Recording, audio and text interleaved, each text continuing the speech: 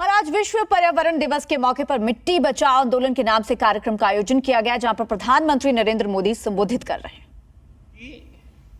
सबसे ज्यादा carbon emission भी उन्हीं के खाते में जाता है।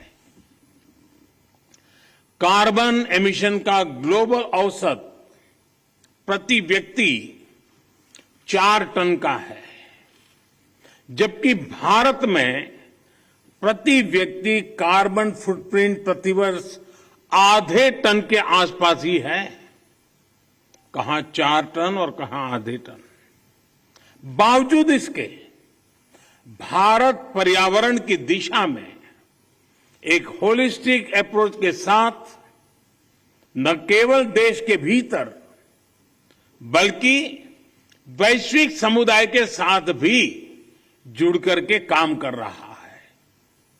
अंतर्राष्ट्रीय स्तर पर भारत ने coalition for disaster resilient infrastructure CDRI और जैसे अभी सदगुरु जी ने कहा इंटरनेशनल सोलर अलायंस ISA के निर्माण का नेतृत्व किया है। पिछले वर्ष भारत ने यह भी संकल्प लिया है कि भारत 2070 तक नेट जीरो का लक्ष्य हासिल करेगा।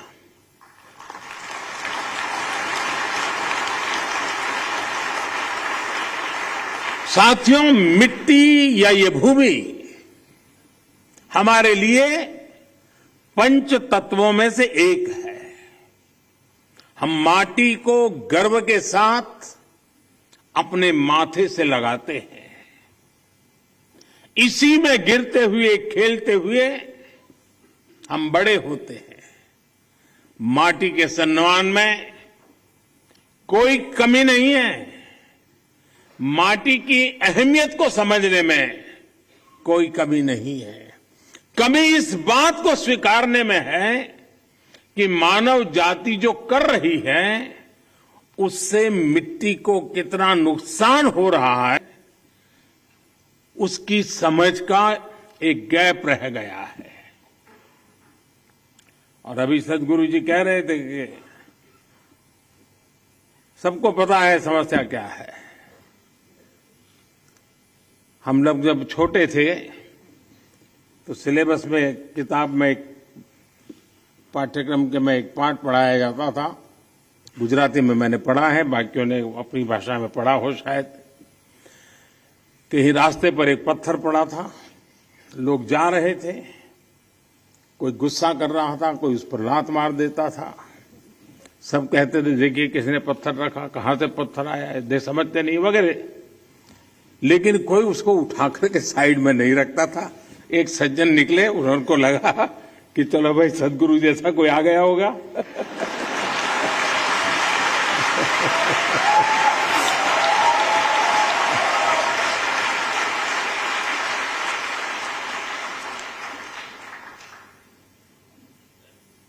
हमारे यहां युधिष्ठिर और दुर्योधन के भेद की जब चर्चा होती है तो दुर्योधन के विषय में जब कहा जाता है तो यही कहता है कि जाना भी धर्म न च में प्रवृत्ति।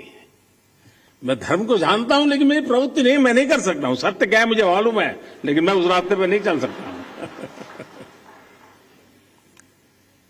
तो समाज में जब ऐसी प्रवृत्ति बढ़ जाती है तो ऐसा संकट आता है तो एक सामूहिक अभियान से समस्याओं के समाधान के लिए रास्ते खोजने होते हैं।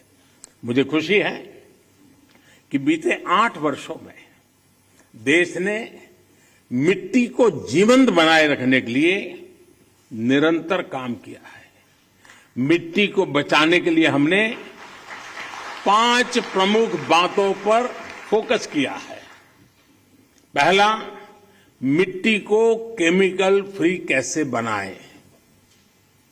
दूसरा, मिट्टी में जो जीव रहते हैं जिन्हें तकनीकी भाषा में आप लोग सॉइल ऑर्गेनिक मैटर कहते हैं, उन्हें कैसे बचाएं। और तीसरा, मिट्टी की नमी को कैसे बनाए रखें, उस तक जल की उपलब्धता कैसे बढ़ाएं। चौथा, भूजल कम होने की वजह से मिट्टी को जो नुकसान हो रहा है उसे कैसे दूर करें। और पांचवा, वनों का दायरा कम होने से मिट्टी का जो लगातार क्षरण हो रहा है उसे कैसे रोके।